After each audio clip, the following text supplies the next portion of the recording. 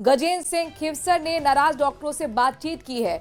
Director चिकित्सा की अध्यक्षता में कमेटी का गठन होगा। आरएमसीटीए अध्यक्ष डॉक्टर धीरज जैव और डॉक्टर राजकुमार भी इस कमेटी में शामिल हैं। 10 सदस्यीय कमेटी की रिपोर्ट पर आदेश का रिव्यू होगा। एसएमएस सहित 12 अस्पताल के अधीक्षकों ने प्रिंसिपल को इस्तीफा सौंप दिया था, ये कहते हुए कि एक तरफा और चिकित्सकों को हाशिए पर धकेलने वाला फैसला है। 11 नवंबर को फैसला दिया गया था सरकार की तरफ से, जिसका विरोध अधीक्षक कर रहे हैं। एसएमएस से अटैच कई ऐसे हॉस्पिटल्स, यानी कुल मिलाकर 12 अस्पताल अधीक्षकों ने अब तक इस्तीफा सामूहिक रूप से सौंप दिया है। इसी को लेकर आज चिकित्सक मंत्री के साथ बैठक हुई। हालांकि कल भी बैठक हुई थी। आज की बहुत महत्वपूर्ण ये बैठक है, क्योंकि मेडिकल एजुकेशन के सचिव भी इसमें मौजूद थे।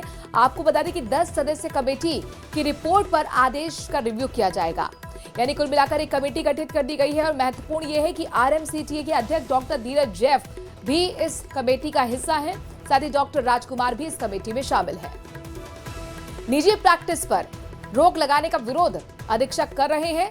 साथ ही उनका यह भी कहना है कि अधीक्षक के लिए, प्रिंसिपल के लिए आवेदन की जो एज क्राइटेरिया है उस पर भी विचार सरकार को करना चाहिए। 57 ये बहुत कम एज है। जो सुपरिटेंडेंट प्रिंसिपल हमारे साथ बैठे हैं, हमने उनको एक ही चीज बोला। हमने बोला कि बेसिकली जो है, आप हमें सुझाव दीजिए कि जो आप जितना भी समय प्रैक्टिस करते हैं, मतलब सरकार में उसमें और अपने घर पे करते हैं, तो एडमिनिस्ट्रेशन के लिए कितना टाइम मिल जाता है आपको बेसिकली। और अगर आप ओवरबर्डन है तो फिर एडमिनिस्ट्रेटिवली हम इसको स्ट्रॉन्ग कैसे करें। हमने उनसे डायलॉग उनको सुझाव मांगा। ये बैठ के अभी 1-2 दिन के अंदर ये बैठ के अपना सुझाव देंगे, फिर इसको आगे रहेगा। यही सर कि मतलब जो एडमिनिस्ट्रेटिव पोस्ट पे है वो प्राइवेट प्रैक्टिस नहीं करेंगे। ये अभी डायलॉग हो रहा है। हम एक ही टीम है, ये हमारे ही डॉक्टर हैं, तो हम बैठ के अभी क्या है कि इसको रिजॉल्व कैसे करने के लिए हमने इनसे सुझाव मांगे। तो खिवसर को आप सुन रहे थे, जो कह रहे हैं कि अभी डायलॉग की प्रक्रिया चल रही है, यानी बातचीत चल रही है और कैसे रिजॉल्व करना है इस इश्यू को, ये हम समझने की कोशिश कर रहे हैं। हमने खुद डॉक्टर से सुझाव मांगे हैं और अलग अलग कमेटी या टीम हमें मत समझिए, हम एक ही टीम का हिस्सा है। डॉक्टर्स भी हमारे हैं, उनकी चीजों को भी हमें समझना है। इसीलिए हम ये कह रहे हैं कि अगर आप निजी प्रैक्टिस करेंगे तो फिर ओवरबर्डन आप पर हो जाएगा, और अगर वो ओवरबर्डन हो जाएगा तो फिर कैसे आप एडमिनिस्ट्रेशन का काम, जो कि बहुत जिम्मेदारी का काम होता है, वो उसे संभालेंगे, कहीं प्रभावित काम ना हो जाए। तो यहाँ पर कुल मिलाकर सरकार का यही नजरिया है, यही से कहना है, यही सोच है इस आदेश के पीछे कि भाई निजी प्रैक्टिस पर रोक इसलिए लगा रहे हैं कि कहीं एडमिनिस्ट्रेशन का काम, जिम्मेदारी का काम प्रभावित ना हो जाए और ऐसे में मरीजों को दिक्कत ना हो।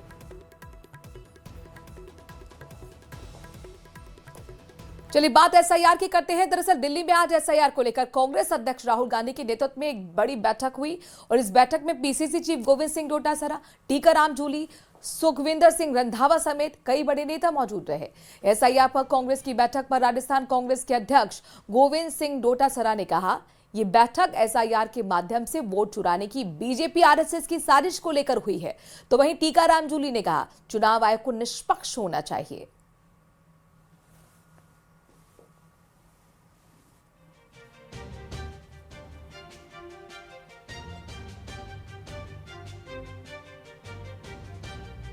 चुनाव आयोग को निष्पक्ष होना चाहिए और निष्पक्षता के साथ चुनाव कराने चाहिए।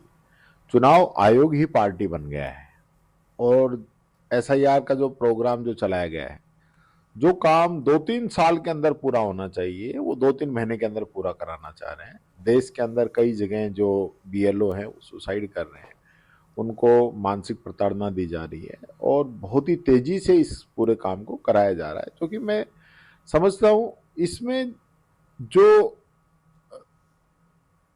लाइन चुनाव आयोग ले रहा है वो गलत है।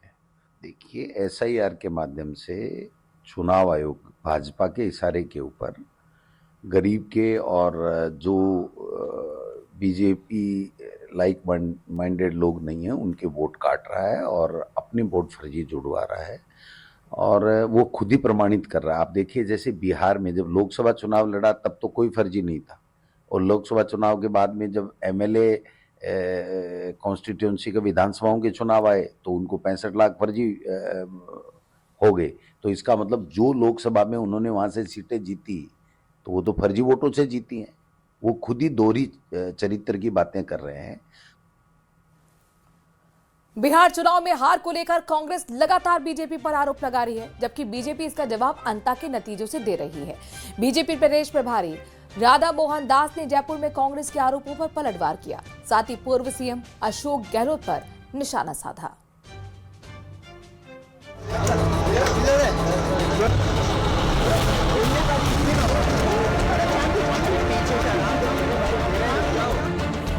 कांग्रेस के आरोपों पर बीजेपी का पलटवार। जो लोग भारतीय जनता पार्टी पर वोट चोरी का आरोप लगाते हैं, अंततः चुनाव उनके गाल पर एक बहुत बड़ा और झंझाटेदार तमाचा है। बीजेपी प्रदेश प्रभारी ने पूर्व सीएम पर साधा निशाना। 8 साल कांग्रेस ने इसी प्रकार से किया है। गरीबी हटाओ का जुमला देते थे और गरीबों को ही हटा दिया करते थे। बिहार चुनाव में हार के बाद विपक्ष बीजेपी पर सत्ता के दुरुपयोग का आरोप लगा रहा है। इसका जवाब बीजेपी नेता राजस्थान के अंता सीट से जोड़कर दे रहे हैं। इस मुद्दे को लेकर राजस्थान का सियासी पारा हाई है। जयपुर बीजेपी मुख्यालय में आयोजित कार्यशाला में शामिल होने पहुंचे प्रदेश प्रभारी राधा मोहन दास अग्रवाल ने कांग्रेस के आरोपों पर पलटवार किया। प्रदेश प्रभारी ने अंतर चुनाव को लेकर कहा कि पार्टी निष्पक्ष चुनाव लड़ती है।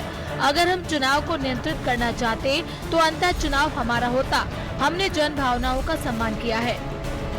तो जो लोग भारतीय जनता पार्टी पर वोट चोरी का आरोप लगाते हैं, अंततः चुनाव उनके गाल पर एक बहुत बड़ा और झंझाटेदार तमाचा है। यह भारतीय जनता पार्टी के सिद्धांतों की जीत है कि हम लोकतंत्र में विश्वास करते हैं। एसआईआर के मुद्दे पर प्रदेश प्रभारी ने कहा कि कांग्रेस पूरी प्रक्रिया को पढ़ ले। एसआईआर में बेहद पारदर्शिता है। चुनाव आयोग के हस्तक्षेप का इसमें कोई विषय नहीं। ये सिर्फ कांग्रेस की बौखलाहट है जो सिमटती राजनीति का उदाहरण है। कहाँ थी कांग्रेस और कहाँ पहुँच गई? बिना फूट के तो पहुंची नहीं। और अभी तो उनके जो 6 विधायक किसी तरह से बिहार में जीत के आ गए हैं। मैंने सुना है, मैं भाजपा की बात नहीं कर रहा हूँ, मैंने सुना है वो सब कांग्रेस छोड़ करके जनता दल यू में जाने वाले हैं। तो अशोक गहलोत जी को मैं सलाह दूंगा, राजस्थान छोड़े जाएं, बिहार चले जाएं और जा करके अपने 6 विधायकों को बांध करके, जैसे वो इसके पहले जब उनकी सरकार थी तो अपने विधायकों को बांधा करते थे ना, जब सचिन पायलट उनके साथ खेल खेलते थे। तो जाएं बिहार से अपने विधायक बचा ले आए। वहीं बीजेपी प्रदेश प्रभारी के इस बयान पर अब कांग्रेस की प्रतिक्रिया भी सामने आई है। जनता ने कहा हमने तो भजनलाल जी को सीएम मान करके कभी बीजेपी को वोट नहीं दिया था। हम भ्रमित हो गए और हमें धोखे में रखा गया है। तो अब समझ में आ गया कि कांग्रेस ही पार्टी है जो 36 कौमों को साथ लेकर के हर वर्ग के लिए अच्छी योजना ला करके उसको लाभान्वित कर सकती है, उनको मदद कर सकती है। फिलहाल अंता उपचुनाव में हार पर बीजेपी एक तरफ जहां मंथन कर रही है, वहीं कांग्रेस लगातार भाजपा को घेरने में जुटी है। दोनों पक्षों में वार पलटवार का दौर जारी है। न्यूज़ 18 राजस्थान के लिए जयपुर से सुधीर शर्मा की रिपोर्ट।